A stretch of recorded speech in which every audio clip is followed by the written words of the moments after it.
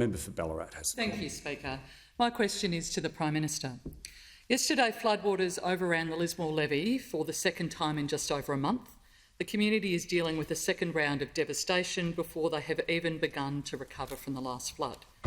How on earth did the government fail to list Lismore as a priority area for flood mitigation funding through its Preparing Australian Communities program?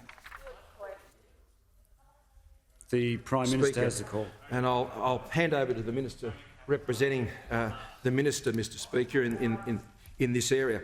Mr Speaker, I spoke to Steve Gregg, the Mayor of Lismore, this morning, and to speak to him directly about the government's ongoing support and response to the floods in Lismore.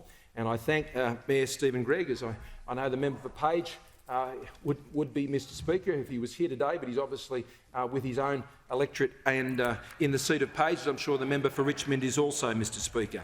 And we spoke about the ongoing support. He was very appreciative of that support. He was also very appreciative of the ADF's presence there, which is very reassuring at a time of great stress and trauma. And in addition to that, Mr Speaker, we spoke of our government's commitment to over $150 million to ensure that the very mitigation works that are necessary in Lismore, Mr Speaker, that his council and his election as Mayor in Lismore will now enable us to do after they were opposed for so long, Mr Speaker. And so I'm very pleased that we'll be able to proceed with that. I'll hand it over to the Minister representing to add further to answer. The Minister has the call. Well, thank you, Mr Speaker. The program the member asked a question about is in fact a competitive grants program and in fact is right across the country.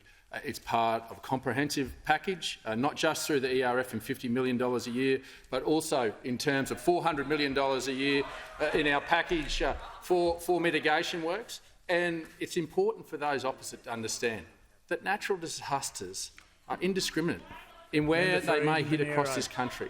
And while our hearts go out to those people in Lismore, there is nothing to say that a natural disaster may not hit in another part of this country. And it's important to understand that this is a partnership with states. This comes down to appropriate planning at a local and state level and making sure that we work in partnership, not just in the federal government putting out competitive grants, but working with state governments and making sure that we get value for money. Value for money, not just in flood mitigation, but as we learned from bushfires, making sure that we work with those bushfire communities and mitigation works into the future.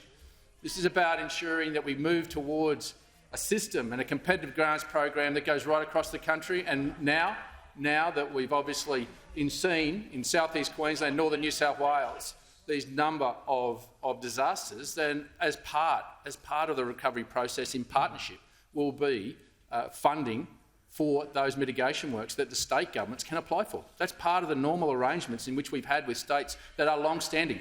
That is nothing new.